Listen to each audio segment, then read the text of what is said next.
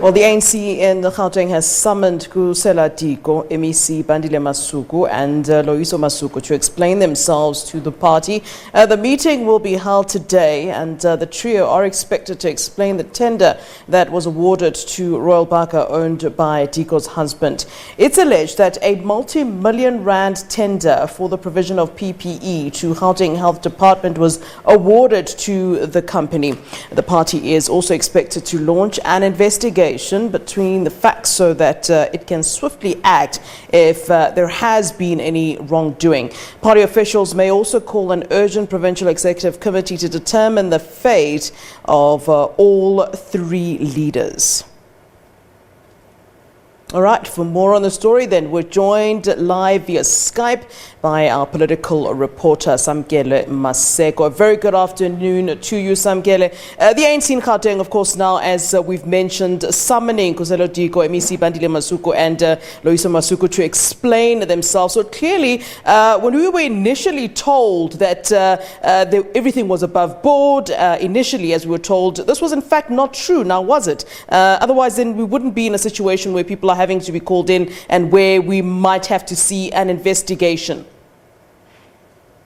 Well, it does certainly seem like not everything was above board, as now being seen with the actions of the African National Congress here in Gauteng. We do know that the Provincial Secretary of the ANC, Jacob Kawe, has been locked in meetings the whole day today with these three particular leaders of the ANC, whom some of them, like Khusela Diko, serve in the Provincial Working Committee of the African National Congress here in Gauteng. That would be the PWC. We do know that Loyiso Masuku, the wife of MEC of Health Bandile Masuku, Loyiso does serve as the Deputy Regional Secretary of the ANC in the city of Johannesburg, or in the region Johannesburg, and also serves as the MMC of Transport here in the city of Johannesburg, with Bandile Masuku also being in the Provincial Executive Committee of the African National Congress alongside Khusela Diko. So it has been alleged that Khusela Diko did use, or allegedly use, her friendship or close proximity to Loyiso Masuku, who was her bridesmaid, had her wedding, and vice versa, with Loyiso Masuku getting married to Bandile Masuku. So the ANC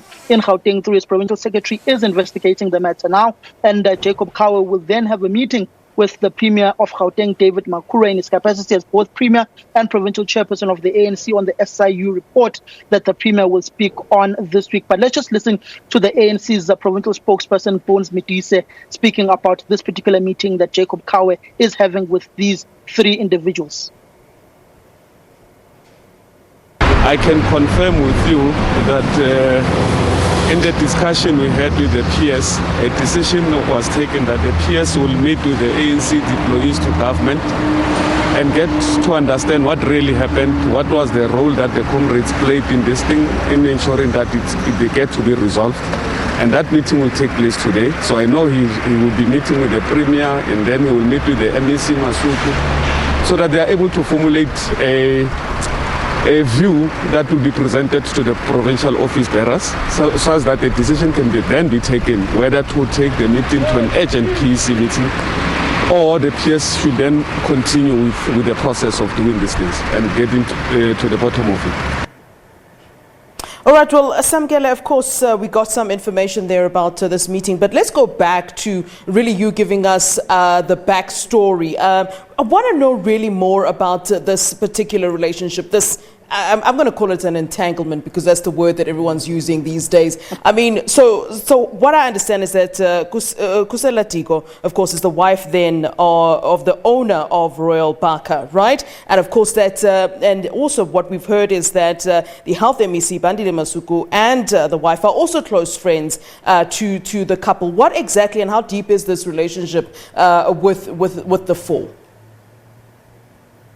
Essentially, the main issue here is that Loyiso Masuku, the Deputy Regional Secretary of the ANC in Johannesburg, a powerful power broker of within the party tussles, if one may say, in the Johannesburg region, is very close with Khusela Diko. They go a long way. They've been friends for a very long time. They were also within the structures of the ANC Youth League together. So the essential link here is the relationship of Loyiso Masuku and Khusela Diko, whom they were both bridesmaids to one another's weddings. Yeah. They are very close, but that is immaterial. So the allegation is that Khusela Diko used her close proximity to Loyiso Masuku to try and influence the deal for Royal Bhaca to get the PPE contract in the Gauteng Department of Health. Khusela Diko, in the statements that she has released, has refuted that there was any wrongdoing from her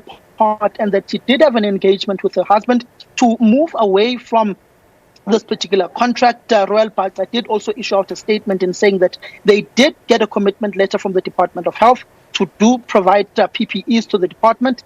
They did deliver a service on this regard and have not been paid for any of the work that they've done, as they went on to basically move away from that particular contract and cancel it at the advice that the owner of Royal Bhaca, Mrs. Khusela Diko's husband, had an engagement with his wife, saying that there could be perceptions that Khusela Diko, in the virtue of her being a PEC member of the ANC in Gauteng and member of the Provincial Working Committee, and also a close friend of the wife of the MEC, Loyiso Masuku, there would be misconceptions or perceptions that there were backroom deals or backroom discussions between the two in getting this particular contract for Royal Bhaca. In a conversation I did have with Mrs. Diko this morning, she did say that she does not want to speak in the media with regards to this matter, as there is an SIU investigation and there's an ANC internal process on this matter. She would rather speak once the matter is concluded, and if she were to be cleared, she'd then speak after these particular reports are then issued by the relevant authorities investigating them.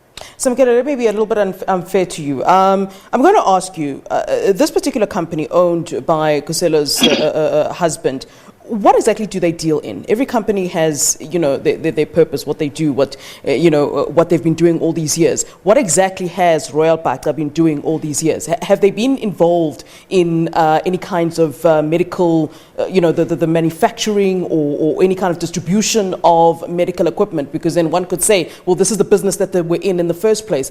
Is that what they were in the first place? Because, we've heard people saying, well, this isn't even what this company was doing. We understand that at some point they were into construction. So what is essentially this company about? What do they do?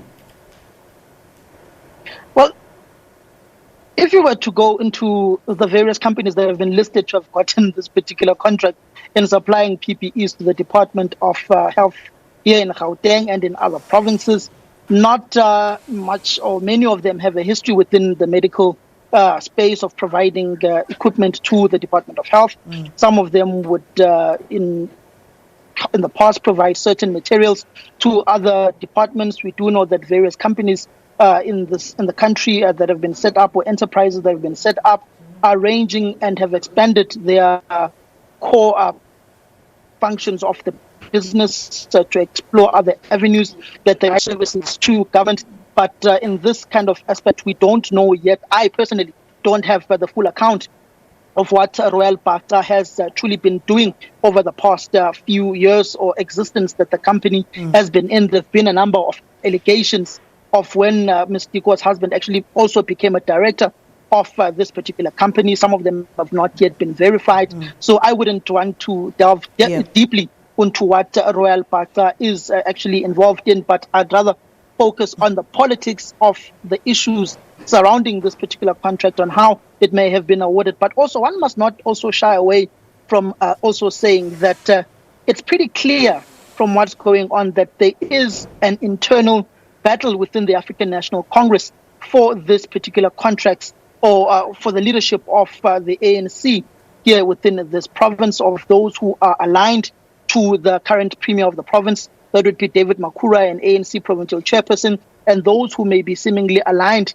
to the provincial secretary of the ANC in Gauteng. That would be Jacob Kawe, and the various power battles that are going on within the African National Congress, and how the ANC also here in Johannesburg has just reclaimed the city of Johannesburg, and they also may be a power play within the factions that are there in the city of Johannesburg. If one looks at the various dynamics that are happening within the ANC in Johannesburg, you've got the provincial chairperson, or the regional chairperson rather, that would be Jeff Makubu, who is also the mayor through a coalition here in Johannesburg. Then you've got Loyiso Masuku, who's the deputy regional secretary of the ANC here in this particular region of Johannesburg, and also the MMC of Transport. There may be those who may be using or acting in a manner that would look to paint their political opponents in a negative light as the ANC goes forward.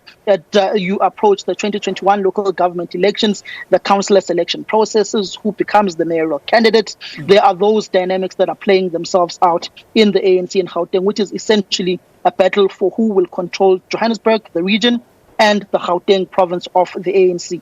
And I actually just want to take this, sort of wider than just one province, wider than just the ANC in Gauteng, Samkele.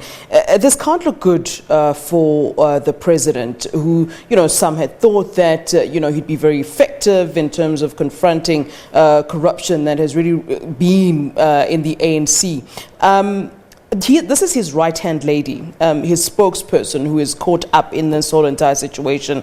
How would the president, how is the president likely to react from all of this? I don't think we've heard from him yet about this entire situation, but no doubt it does taint him. This is someone that he works very closely with, and a president that people had assumed would be fighting corruption, and here we are having someone who's with him on a day-to-day basis who might be involved in what looks, smells, tastes like corruption.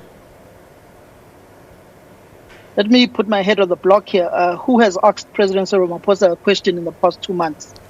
I only think it was that one exclusive interview where our political editor, Bandile, was speaking to him after he was speaking to all SABC platforms, but the president seemingly doesn't take any questions. He just addresses the nation and he walks out. It's a monologue. So the president does come out not smelling like roses in this instance, because this is, as effectively as you are saying, his right-hand lady when it comes to the issues of governance, and she is the president's spokesperson.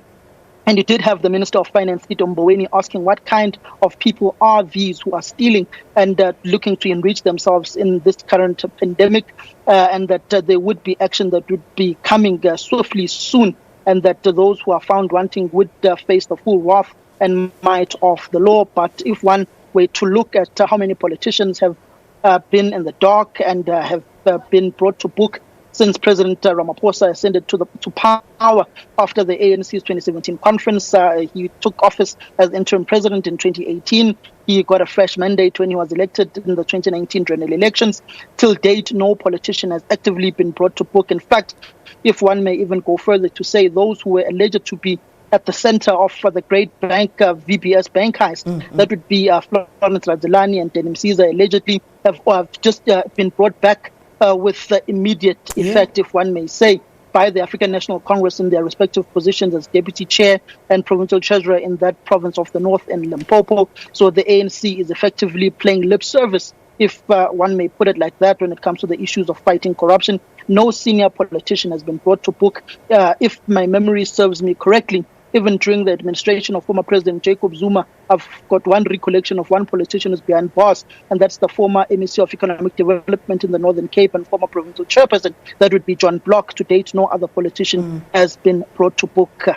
All right, Samkele, thank you as always, and really great linking all of that and showing really this history that the ANC doesn't really want to deal with, and certainly something that needs to be looked into within the ANC, and that is that big elephant in the room, and that's the issue of corruption with some of its members. All right, Samkele, thank you as always. Samkele Maseko reporting for us, coming to us from the SABC in Auckland Park for us. They're giving us that update, and as you would have heard there, the ANC in Gauteng has indeed summoned Khusela Diko, MEC Bandile Masuku and Loyiso Masuku to explain themselves after that tender that went out to Khusela Diko's husband's company.